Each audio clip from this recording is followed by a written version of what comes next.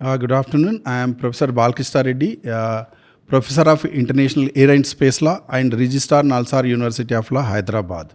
So my fascination towards space technology and more particularly space law started way back in the early 90s.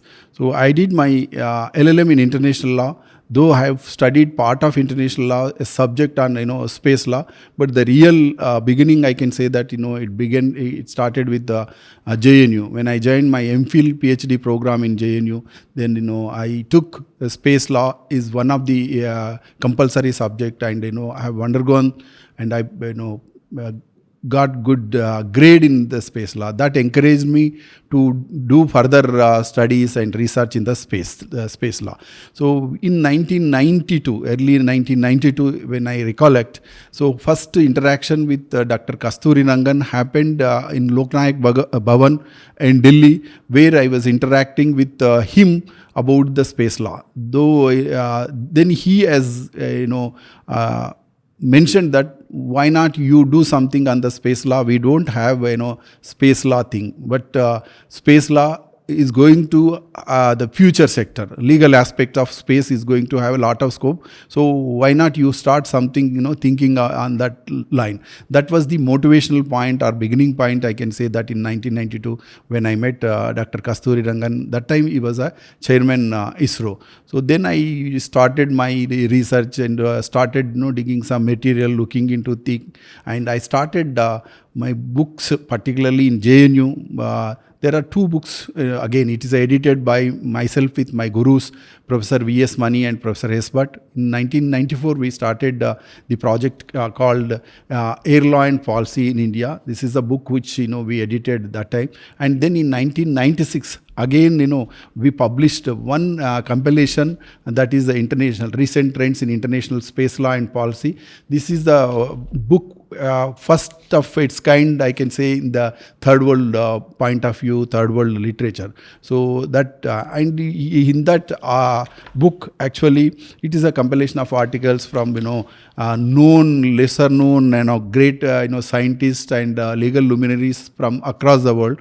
So to say a few words about this book, actually, so the maximum contribution, being a student that time I was a research scholar, so I made maximum contribution in this book. Not only that, but the work which I took was a challenging thing. I started writing about the space law and policy in India. Of course, when I thought about space law and policy in India with the inspiration of Dr. Kasturi Rangan and my teachers, nothing law and no law was there. So then how to go about that was my challenge. Then I did some research and looking into the other countries' space law. Some legislations, developed countries like United States and other countries, and then I started customizing how India can be have. So whole purpose of this article was that technology was growing and technological developments are happening, but unfortunately legal aspects nobody touched in the space sector. That was the thing. Then I looked at I studied and struggled, of course, a lot, and then I finished my article on space law and policy in India. When I wrote this article, of course I mentioned from history to other things, but the one important thing I proudly recollect that in 1996 when I wrote this book, so I mentioned about the policy, other things, but final this thing is I mentioned that up to now there is no comprehensive or specific law dealing with the space activities in India. However, with the rapid development of activities, I'm quoting from 1996, my article, friends. So, however, with the rapid development of activities in space, there is a growing need for enacting new domestic law and interacting divergent regulations dealing with the space and space-related matters. Such law should, that is the proposal I made is, such law should define the role of Department of Space and different governmental, non-governmental agencies in space matters, procedure for adoption and implementation of space programs, regulation of space safety of launch and space flight, the question of transit of foreign space objects through national airspace, the question of benefits, liability issues, insurance, protection of intellectual property, spin-off benefits, all these things. I mooted idea of how Indian space law could evolve, or that was the thing. And today I'm happy to share with you all that the issue the things which happened in 1994, 95, whatever, and I whole last 3 decades, my only one thesis, only writing is India needs space law. So because technologically India is doing well, there is no doubt whether space and space Mangalyaan, all these new projects which India is doing extremely well in technology, but unfortunately we don't have even today legal cell in ISRO. So in 1992, when I discussed with Kasturi Rangan, sir, why not you have a legal cell so that space persons who are into that, they can guide, like domain experts. That is the point I raised with Kasturi Rangan. But even today, of course, we don't have a space cell in ISRO, though some I heard some Antariksha corporation, some legal one or two legal people they recruited, but still the dream, or I don't know what should I say, but having a space law cell in ISRO not yet fulfilled. So it is again high time for India to have a specialist space lawyers who can really help. And recent controversies, we are seeing Davos controversy, all these things. So okay, definitely one unfortunate thing about this great country is that scientists are doing extreme work, and they have made India as a proud country. There is no doubt. But unfortunately, the scientists who are representing legal corpus and other things, that is where we are having a problem. That is my reservation to scientists to who are part of the lawmaking process, where certain issues, challenges which we are encountering. Of course, talking about this inspiration, this book, one more further impetus I got after writing this book is this was reviewed by one Y.P. Hire, the authority on the space law. This review came in 1997. Air and Space Law Journal from Netherlands, where they wrote lot on that,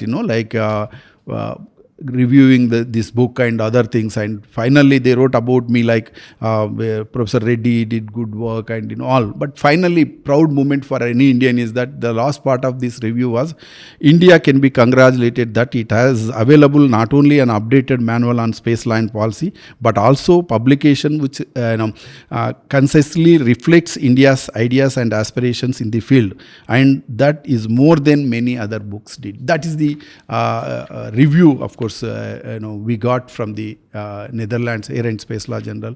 After that, I joined here in Nalsar after completing my PhD in aerospace law. So then I joined in 2001 as an assistant professor, and here in 2005 we created Center for Air and Space Law in 2005. Since 2005, Nalsar is doing a lot of activities in the space sector, coming out with books, journals, organizing conferences, and specialized courses, including one course I want to name. Apart from the teaching to students at LLB, LLM level, I am also developed certain courses which specialized in. We always believe in Nalsar that today we are living in a multidisciplinary discipline world. So law alone won't work. Technology alone won't work. So that's why what we did here, that a multidisciplinary approach, combining law with the technology, law with the management. So we designed one master's in space technology and telecom laws. That's a 2 years master's program way back in 2014. Since then, this program is continuously we are running, and lot of senior professionals, including scientists from ISRO, are joining, and they are getting benefit out of this course. That's where I can say that it's a happy moment. The whole object again, when we talk about aerospace and defense sector in general, and more particularly space technology, space law, our object is the aerospace or space education at the doorsteps of the needy with affordable cost. That is the important thing. So that's the reason why we are developed these masters program with online, on-site, combination of both online classes, on-site classes, and this is the work we are doing. And this course, of course, picked up very well. Today, lot of scientists who are part of this course, and in Nalsar we have a flexibility of reviewing the course every 2 years, 3 years, and whichever the course we develop here, we involve the industry people, we involve the bureaucracy. For example, when we design this course, we involve scientists from ISRO, and of course legal luminaries from other countries also participated in designing these courses.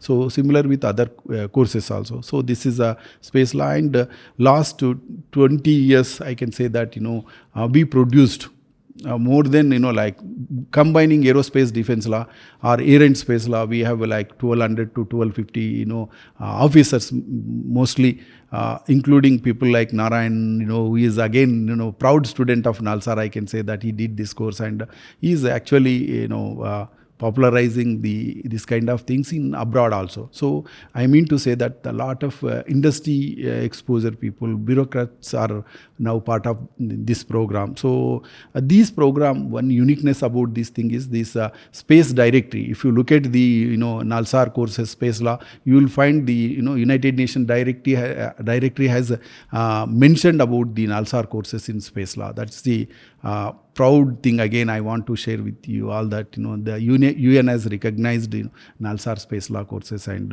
we are doing extremely well. So coming to these last 5-6 years again, we are not only developed the content and specialized courses, but we in Nalsar again I am offering these courses as a seminar courses, elective courses every semester, and lot of students are participating, and now we have groomed a lot of students in the field of space law, and of course some of them are settled very well in abroad also, including the international organizations. They have taken up jobs. So that's a proud moment when it comes space law.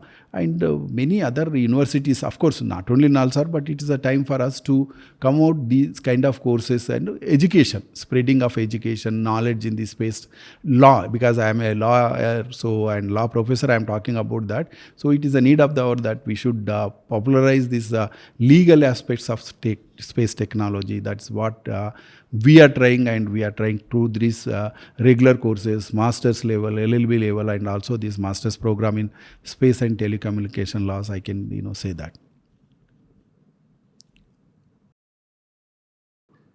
Okay, the recent past, lots of new developments happening in the space sector, particularly private participation happening in the big way in the space sector in India. But unfortunately, the legal, we don't have a law. We know, though there are policies, but those policies are in bits and pieces, not comprehensive things. So, though I said, 30 years back, I mooted idea having a need for space law, but this got momentum in last 5-6 years. Again, I can say that because of the billion-dollar investments are going to come in this space sector. But how investor will come and invest when we don't have a law which can give guarantee to his investments return? That is the whole problem with India. So all these years through my writings, I am trying to popularize, to convince the authorities in the government sector that there is a need of the hour. If you look at my articles, almost 10 to 12 articles, different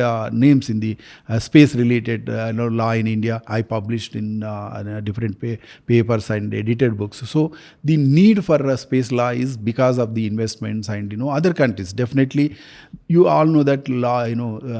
Today disputes are coming. Why we need law means we have moved from technology phase to commercial phase. Okay, technology, all these 5-6 decades, India has did well, and today we achieved all these big projects. But now, last 2 decades, if you look at, or more particularly last 10-15 years, the move from technology era to commercial era. Private participation, commercialization is happening. So, if we have to sustain this industry with commercial private participation, definitely there is a need to have a specific law dealing with the space activities and in sharing. Like I said in my article, I quoted way back in 1996 that how law should come. So even I am, again, though some efforts went on recently coming out with the space activities, and of course I am part of that space activities bill which was pending since 2017, but it is a need of the hour is that government should clear this legislation. Of course the 2017 bill again lots of new developments which are happening last 3-4 years. I think it is a time to relook that legislation, keeping in view of the recent developments, more particularly in space and other new developments which are part of this thing. So I strongly believe that need for space law, because when disputes comes today, I said again, from technology to business we moved. Lot of commercialization is happening. We are doing business not only in India but abroad also. When business is there, litigation is going to come. If litigation comes, you all know, friends, it is a lawyer, judge's duty is not to make law. Their duty is to interpret law. They do only interpretation of law if law is there. If no law, how are we going to look at these space disputes? That is the big question. So that the keeping these things in mind, I think the time has come for us to come out with the legislation. If these activities, whatever we initiated last 4 or 5 years, more particularly to strengthen those things or to continue that thing, private participation or giving confidence to the private people who are investing. That's what I said again. Huge investments are going to come. So to give confidence, to provide confidence to the private sector, I think it is again need of the hour to come out with the law. That law takes care of everything, and judges role become easy. That's what I said. They will interpret and they will resolve the disputes instead of making law. It is not their job also. So keeping all these in view, I strongly once again recommend that government should clear the space activities bill, whatever the thing. Of course, Parliament has a sovereign power to make any changes they want. But only thing is that it is I think some new updates. Revision is required. Once that is there and they can clear the whatever we initiated, to continue that initiation. I think the Space Act is again, it's a need of the hour, I can say. So other important aspects, if you look at last 5-6 years developments, particularly private participation in these various segments of space industry, and lot of employment opportunities are going to come. Particularly we are talking about the new areas, startups. Space startups is the other area where scope is there for employability of young generation. I can say that startups, government as a policy last. Of course, it began in 2014 with Prime Minister Redford speech, but other sectors also now they are initiated the startup activities or initiation. Space sector is lagging behind that, but we can say that Digital India, Startup India, all these things has to link with the space sector. So when we talk about Startup India, Stand Up India, these things have to come into the space sector. I think one more again, the startup thing, when we talk about lot of policy level we are discussing, but when it comes, it is not taking the real shape. So there are certain missing links in the space sector when we talk about the space startups. Particularly one area is that law is very important to any, whether it is a space or defense or air or anything, because the kind of company which you are thinking depend on that. The rest of the legal issues comes, whether it's a LLP or private company, public limited company, all those. So legal knowledge is very much required for any startup. That is missing, and of course we in NALSA are again I have offered courses on startups. So these missing links, if we can provide, I think startup industry in the space sector also will come in big way, and it provide good employment. There's a lot of scope is there for employability in the technology front. Of course there is no doubt, but other policy level, legal aspects and other things also scope. Only thing is we have to identify what are the issues, and once we identify that, we can address that and we can take up that, then really the space sector will move further Indian context. Whole globe, if you look at there is a saying, not saying it's true also, 19th century belongs to Europe, 20th century belongs to America, 21st century is Asian century. When I say Asian century, you all know that it's whether India or China or some of the countries. So India is going to play a great role in the Committee of Nations in the years to come. There is no doubt, but we have to overcome this policy paralysis, some legal lacunas, then definitely India will be going to be the leader in the space sector in the years to come. One question comes when we talk about the space education, space related, like private participation, all that. There is going to be a lot of employability in the space sector. Opportunities are going to come. But one thing, space education. One is employability is one thing, and education is important. So awareness and creation of awareness in the space education is very much important. We, as a big country today, we have 1.3 billion or 1.4 billion population, but how many colleges, universities, they offer courses, not only legal aspect, legal, space law is a different thing, but even technology, other related things. I think one, issue we should address is that, so development is happening in the space sector. I think we need to create that positive environment for the education is a one important thing. So schooling level, say college, all those things, space education is a one. Once you have education, next question comes, what about employability? So okay, if I do this course, that course, I that engineering, whatever, so employability, there is a no doubt employability is going to be there, and a lot of employability creation is there, because now private sector is coming in big way. Private sector see that if you have multiple talent, then they will take. That is where the person should have some technology exposure, some legal exposure, some contract, all those. So I think different aspects of space sector, and more particularly employability, there is, and more particularly multinational corporations and particularly private participation is going to come. There is, but still it may take some time. We have to wait. But paths, route is open today. Path is open. So we all have to go in that direction. Definitely I am very positive that employability is not issue in the space sector. They can choose different paths. Of course, when I say legal aspect, today most of the companies now, they are hiring legal people to give legal advice. It is true, it is going to be true with the space sector, because space business is going to happen.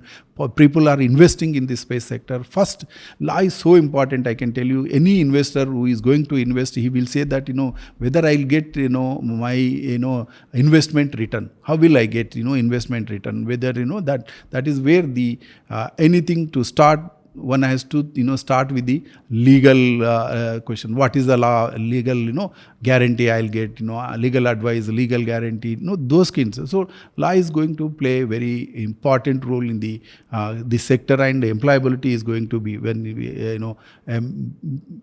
is going to. I think employability is going to be a very positive thing.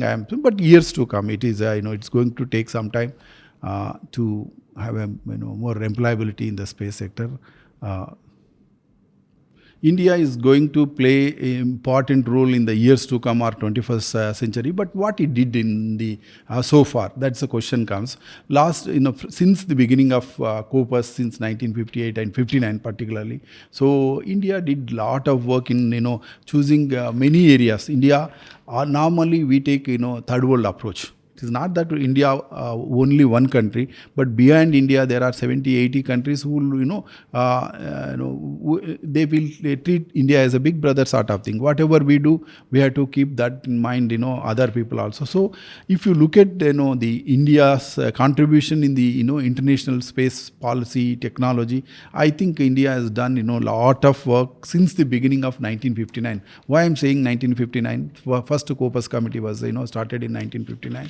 Where India took holistic approach of various issues. When I say various issues, for example, prohibition of military use after space. Though initially, if you look at history of space technology or space, age, space era, so 4th October 1957, initial phases, it was a space race rather than the space, space domination of the so-called superpowers. So India, along with some of the developing countries, took the holistic view on various aspects of the space technology.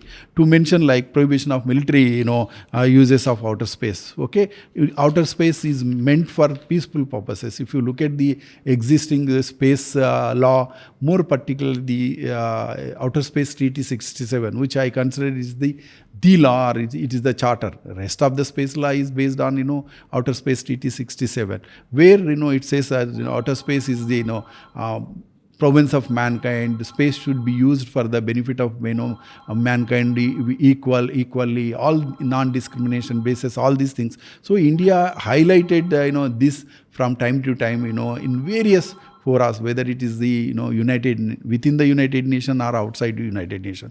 More particularly, when I say within the United Nation, it did great job in the, UN Corpus. So whether it is a militarization, of outer space, where a lot of protests are peaceful uses of outer space. If you look at our most of the Indian space programs are meant towards the peaceful purpose. So how space can be used for peaceful purposes, various the UN General Assembly resolution. If you look at from, the whole development of space law, we can say 3 phases. Initially from 1957 to 63, if you look at way India actively participated in all those resolutions. So, and India raised in initial stages, it was the military hegemony that was a prime thing. But to overcome that, India consistently viewed that space technology should be used for the peaceful purposes. That was our thing, particularly Vikram Sarabhai and other founders of space technology. So then we always believe that benefits of space technology for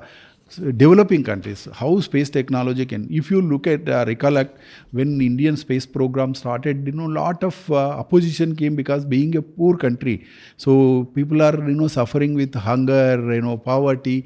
Why to spend so much of money in the space sector, luxurious sector?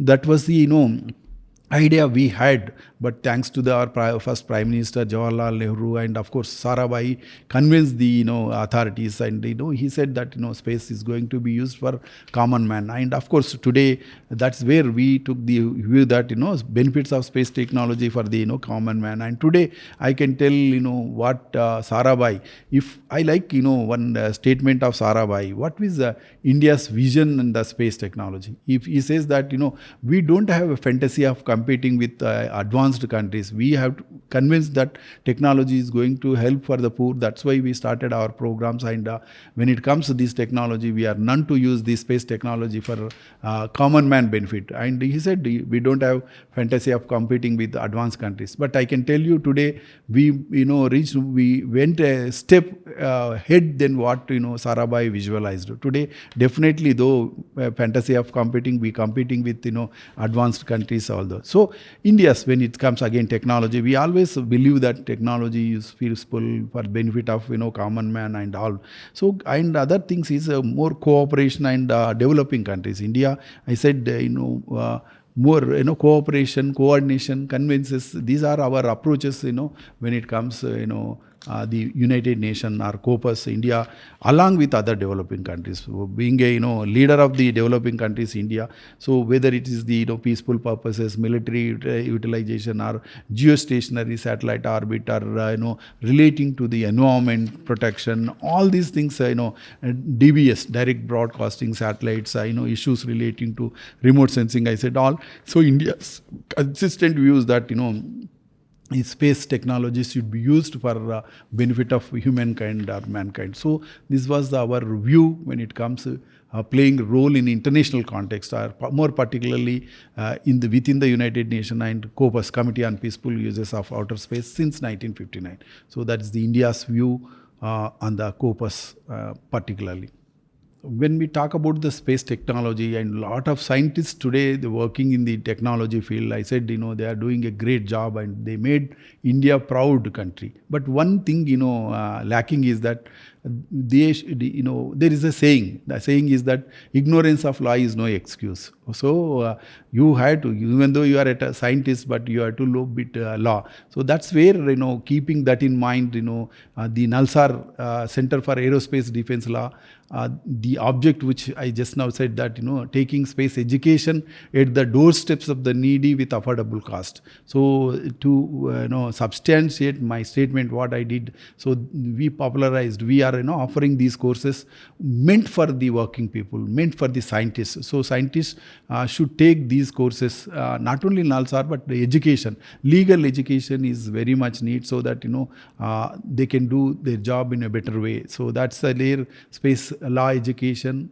A general legal education, like I said, ignorance of space law is no excuse for space scientists. This is a message I want to convey, that no, I am not saying that you became a legal luminary, but at least basic knowledge, because you are some of the scientists who are part of this policy legal making. So if they have some knowledge on the space law, they can do better job, and India ultimately country can benefit your knowledge in the space law. That is what the message or appeal to my scientists. You people are doing a wonderful thing in the technology, but small appeal from our side is that you also should know some basics of the space law, so that the coming policies, legal related issues, you can look in a holistic way rather than the piecemeal. So that's the message I want to give to the all scientists. If time permits, if pocket permits, please do some courses in the